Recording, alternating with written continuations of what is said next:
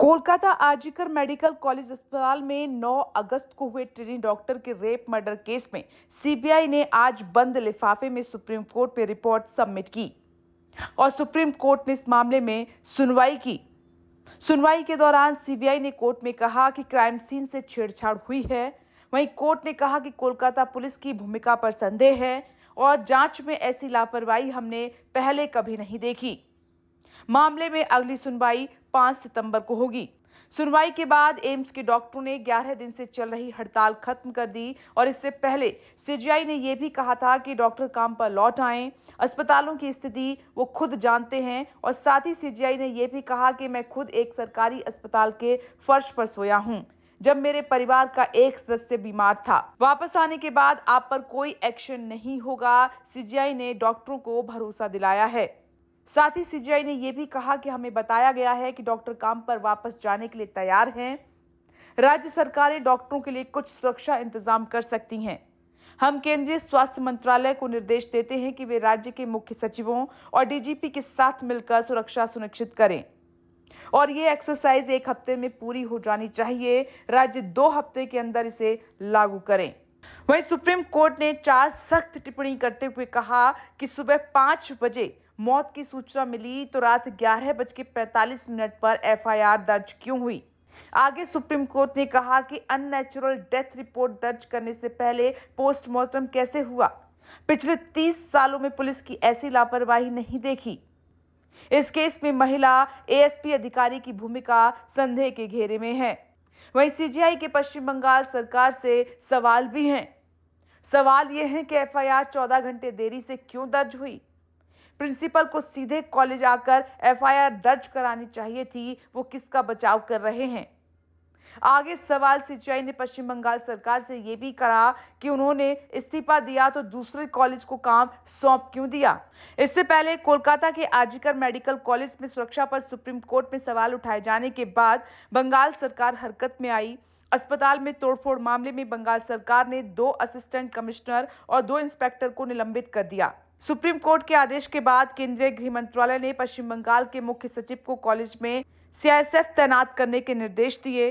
इसके बाद 150 जवान तैनात कर दिए गए। फोर्स ने रेजिडेंट डॉक्टरों के हॉस्टल और अन्य जगह पर भी मोर्चा संभाल लिया है। अब आपको बताते हैं कि कोलकाता रेप मर्डर केस में जो पोस्टमार्टम रिपोर्ट आई उसमें क्या खुलासे हुए। एबनॉर्मल सेक्सुअलिटी और जेनाइटल टॉर्चर के कारण ट्रेनी डॉक्टर के प्राइवेट पार्ट्स पर गहरा घाव पाया गया। चिल्लाने से रोकने के लिए नाक, मुंह और गले को लगातार दबाया गया। गला घोटने से थायराइड कार्टिलेज टूट गया। सिर को दीवार से सटा दिया गया ताकि चिल्ला न सके। पेट, होंठ, उंगलियों और बाएं पैर पर चोट भी पाई गई। इतनी जोर से हमला किया गया कि चश्मे के शीशे के टुकड़े आंखों में घुस गए। दोनों आंखों, मुंह और प्राइवेट पार्ट से लगातार खून बह रहा था। चेहरे पर आरोपी के नाखूनों से बने खरोंच के निशान मिले। इससे पता चलता है कि पीड़िता ने खुद को बचाने के लिए काफी संघर्ष दरिंदों से किया था। सुप्रीम कोर्ट ने यह भी कहा था कि एक और रेप का इंतजार हम नहीं कर सकते।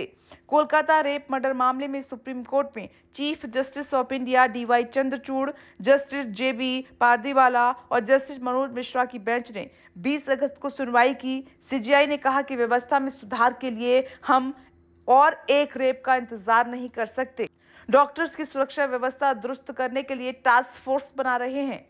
इसमें 9 डॉक्टर्स को शामिल किया जाएगा जो मेडिकल प्रोफेशनल्स की सुरक्षा, वर्किंग कंडीशन और उनकी बेहतरी के उपायों की सिफारिश करेंगे।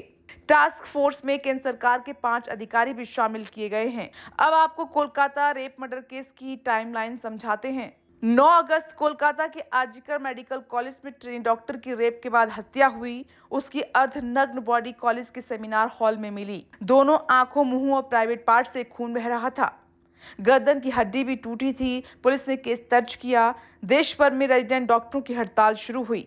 10 अगस्त को सीसीटीवी फुटेज के आधार पर आरोपी संजय को गिरफ्तार किया गया। उसने रेप हत्या की बात कबूल की। रेजिडेंट डॉक्टर्स ने मेडिकल स्टाफ की सेफ्टी के लिए कानून बनाने और घटना की सीबीआई जांच के लिए प्रदर्शन तेज कर दिया। 12 अगस्त को आरजीकर मेडिकल कॉलेज के प्रिंसिपल ने इस्तीफा दिया। इसके बाद दूसरे कॉलेज में उनकी नियुक्ति की गई। कलकत्ता हाई कोर्ट में सीबीआई जांच की मांग को लेकर याचिका भी लगाई गई। वहीं 13 अगस्त को कलकत्ता हाई कोर्ट ने केस सीबीआई को सौंप दिया। कहा कि 5 दिन में पुलिस ने कुछ नहीं किया, ऐसे में तो सबूत मिटाए जा सकते हैं। Federation of resident doctors association ने हड़ताल खत्म की। 14 अगस्त को सीबीआई को केस हैंडओवर किया गया। देर रात करीब 1000 लोगों की भीड़ आरजीकर अस्पताल पहुंची। हिंसा और तोड़फोड़ हुई। 15 पुलिसकर्मी घायल हुए। 12 उपद्रवियों को गिरफ्तार किया गया। 15 अगस्त हिंसा के बाद देश भर में हड़ताल और प्रदर्शन तेज हुए। वहीं फोडा ने फिर से हड़ताल शुरू की। आईएमए ने भी ऐलान किया कि 17 अगस्त को देश भर के डॉक्टर हड़ताल पर रहेंगे। 16 अगस्त को सीबीआई ने अस्पताल के पूर्व प्रिंसिपल संदीप घोष को हिरासत में लिया।